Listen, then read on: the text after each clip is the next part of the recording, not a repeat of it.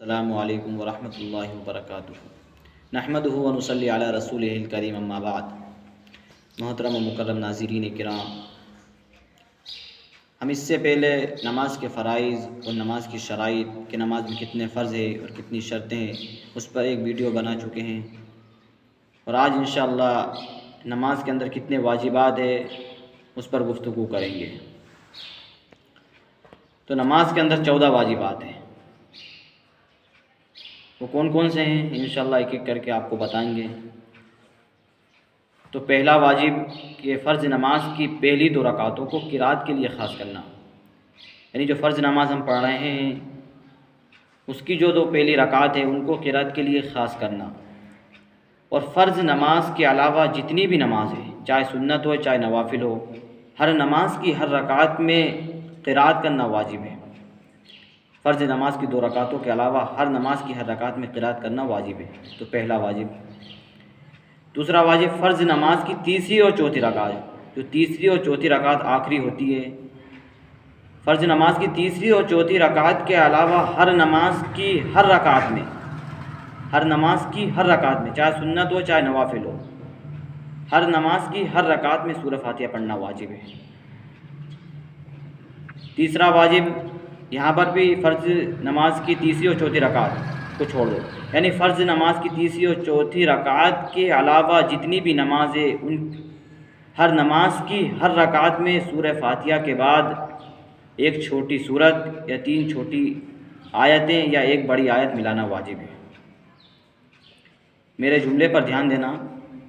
کہ فرض نماز کی تیسری اور چوتھی رکعت کے علاوہ جتنی بھی نمازیں ہر نماز کی ہر رکعت میں سورہ فاتحہ کے بعد سورت کا ملانا واجب ہے۔ چوتھا واجب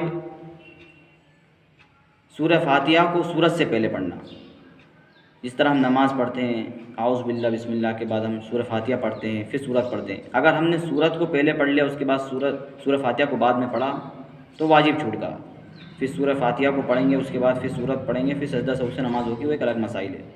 لیکن چوتھا واجب کیا ہے کہ سورہ فاتحہ کو سورت سے پہلے پڑھنا۔ نمبر 5، نمازوں کے جو ارکان ہیں ان میں ترتیب قائم رکھنا، یعنی نماز کے جو رکن ہیں جیسے کہ قرات کے بعد میں رکوع ہے، سجدے ہیں، نماز کے جو رکن ہیں ان ارکان میں ترتیب قائم رکھنا، پہلے رکوع ہیں تو پھر رکوع کریں، پھر سجدے ہیں تو سجدے کریں، اس کے بعد پھر۔ چھٹا واجب قومہ کرنا، یعنی رکوع کے بعد سیدھا کھڑا ہونا۔ جب ہم رکوع کے بعد سیدھے کھڑے ہوتے ہیں سمیع اللہ لمن حمیدہ کہتے ہیں تو اسے کہتے ہیں قومہ، یعنی رکوع کے بعد سیدھا کھڑا ہونا۔ 7واں واجب جلسہ کرنا، یعنی دونوں سجدوں کے درمیان جو بیٹھتے ہیں، ایک سجدہ کرنے کے بعد ہم جب بیٹھتے ہیں پھر دوسرا سجدہ کرتے ہیں تو اس بیچ میں جو بیٹھتے ہیں ہم اسے کہتے ہیں جلسہ کرنا، یعنی دونوں سجدوں کے درمیان بیٹھنا، جلسہ کرنا۔ نمبر 8، تعدیل ارکان۔ تعدیل ارکان کا مطلب یہ ہے کہ نماز میں جو ارکان ہیں، جو رکن ہیں، جس طرح رکوع ہے، سجدے ہیں، تو ان کے اندر اطمینان سے تسبیح پڑھنا، یعنی ہم رکوع میں گئے تو اطمینان سے تسبیح پڑھیں، سجدے میں گئے تو اطمینان سے تسبیح پڑھیں، یہ نہیں کہ فوراً رکوع کر لیا اور کھڑے ہو گئے، سجدے میں گئے چونچ مار کے کھڑے ہو گئے، یعنی ہر نماز کے ہر رکن کو اطمینان سے ادا کرنا۔ نمبر 9، قاعدہ اولیٰ، جس طرح 3 رکعت والی نماز یا 4 رکعت والی جو نماز ہم پڑھتے ہیں تو 2 رکعت کے بعد ہم بیٹھتے ہیں اسے کہتے ہیں قاعدہ اولیٰ، تو قاعدہ اولیٰ کرنا یہ بھی واجب ہے۔ نمبر 10، تشہد پڑھنا، چاہے 2 رکعت والی نماز ہو چاہے 4 رکعت والی نماز ہو، چاہے قاعدہ اولیٰ ہو چاہے قاعدہ آخرہ ہو، دونوں میں تشہد پڑھنا واجب ہے۔ جب ہم 2 رکعت کے لیے بیٹھتے ہیں تو جو تشہد و تحیات پڑھتے ہیں وہ پڑھنا واجب ہے، اور آخری میں جب ہم قاعدہ آخری میں بیٹھتے ہیں اس میں بھی تشہد پڑھنا واجب ہے، یعنی تشہد پڑھنا واجب ہے۔ نمبر 11،